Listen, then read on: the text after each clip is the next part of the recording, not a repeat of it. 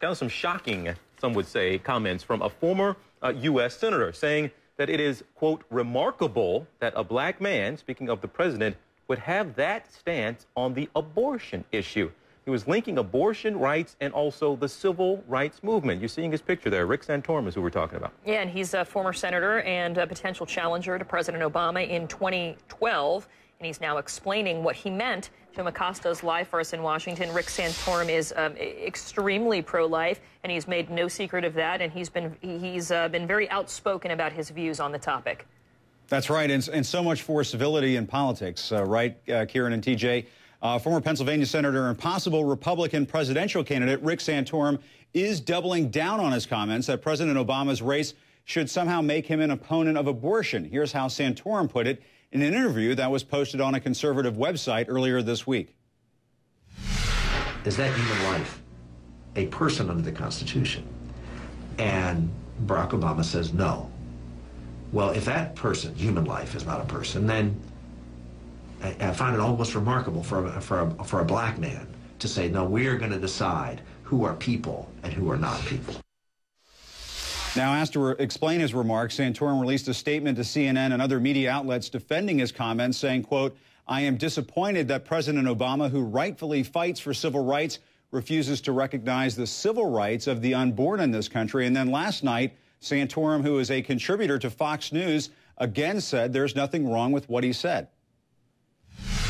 I'm not apologizing. I don't think there's anything to apologize. I would agree with you that when I use the word black, all of a sudden it gives people a reason to say, oh, he's trying to make some sort of racial comment. I was not. I was trying to talk about a historical fact of how the Constitution was interpreted and how it's interpreted today.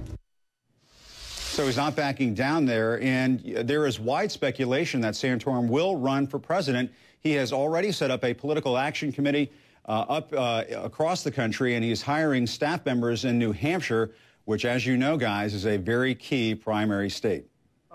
Jim, this is actually, a lot of people might be shocked by the comments, but it's not the first time we have heard abortion rights opponents actually link the civil rights issue to abortion rights. It's not the first necessarily, but how could this affect him down the road?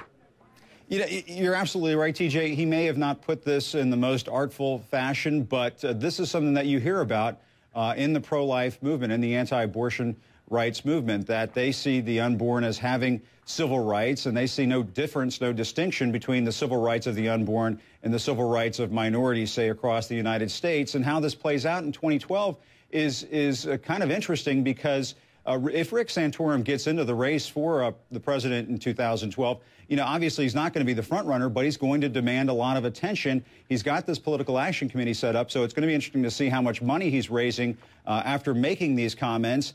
And sort of like a Tom Tancredo, how he was on the issue of illegal immigration in the 2008 race, Santorum could sort of pull the other candidates in his direction, or at least try to pull the other candidates in his direction on the issue of abortion. So we'll have to see how all of this plays out. This could have been a calculated move on Santorum's part. We're going to have to see how this plays out in the coming weeks.